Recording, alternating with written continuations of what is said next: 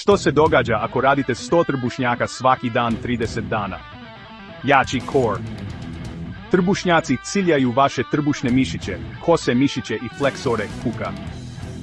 Više mišića. Ponovljeni napori zgušnjavaju mišićna vlakna, čineći vas jačima i definiranijima. Brži metabolizam. Više mišića znači više kalorija sagorenih, čak i u mirovanju. Atletski poticaj. Jak core poboljšava brzinu, agilnost i ravnotežu. Manje bolova u leđima. Trbušnjaci poboljšavaju držanje tijela i stabiliziraju kralježnicu. Bolje zdravlje. Oni podržavaju zdravlje srca, smanjuju krvni tlak i bore se protiv starenja. Gubitak težine. Trbušnjaci sagorijevaju kalorije i masnoće.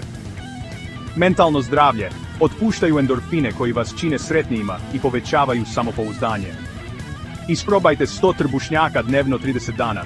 Možete li prihvatiti izazov? Lajkajte, komentirajte, pristajem i pratite za više fitness činjenica.